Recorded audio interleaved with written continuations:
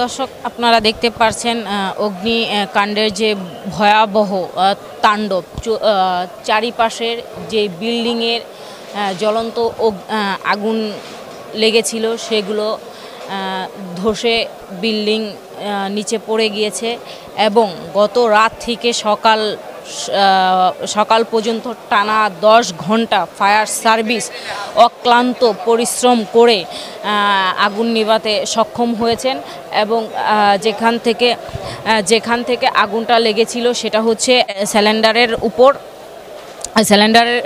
পিকআপের উপর, ওখান থেকে অগ্নিকাণ্ড শুরু হয় এবং ফার্স্ট এই যে বিল্ডিংটা আপনারা দেখতে পাচ্ছেন এই বিল্ডিং থেকে অগ্নিকাণ্ড শুরু হয়। তারপরে একের পর এক এই যে আমার যে হাতের ডান সাইডে বিল্ডিং সেটাও অগ্নিকাণ্ডে ক্ষতি হয় এবং পিছনেও অনেক বিল্ডিং, এভাবে অনেক বিল্ডিং ধসে পড়ে যায় আগুনের ভয়াবহ তাণ্ডবে। কিন্তু আপনারা কি দেখতে পাচ্ছেন আমার সামনে যে মসজিদ, সেই মসজিদের তাপে আগুনের তাপে টাইলসগুলো পড়ে কিন্তু মসজিদের ভিতরে কোনো ক্ষয়ক্ষতি হয়নি।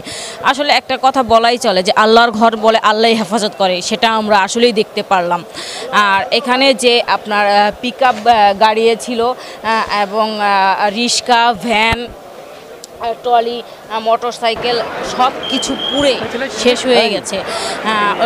আনুমানিক আপনার ৭৭ জনের মতো মৃতদেহ উদ্ধার করেছেন ফায়ার সার্ভিসের কর্মকর্তারা। আর চতুর্দিকে যে সেন্টের যে দেখতে পাচ্ছেন আপনারা বোতল পড়ে আছে মাটিতে এবং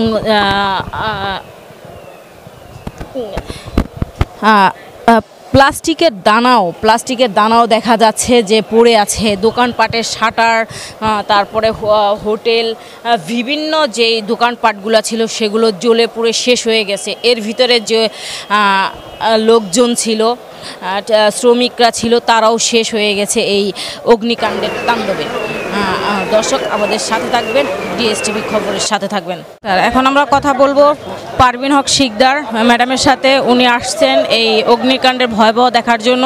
আমরা তার মুখ থেকে আমরা জানবো এই যে ভয়াবহ অগ্নিকাণ্ড আপনি দেখার জন্য আসছেন, তো এই বিষয়ে একটু বলেন। আমরা সমবেদনা জানানোর জন্য আমরা এখানে এসেছি।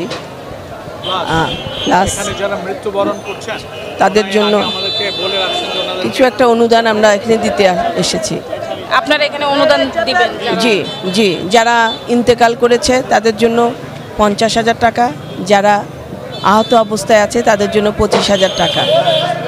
সাথে সাথে আমাদের শিকদার মেডিকেল কলেজে, হসপিটালে তাদের যদি কোনো সেবা, কোনো ওষুধ, কোনো চিকিৎসা মানে ব্লাড, এনিথিং তাদের দরকার হয় সেগুলি আমরা তাদের পাশে থেকে দিতে আমরা তাদের আমন্ত্রণ জানাচ্ছি।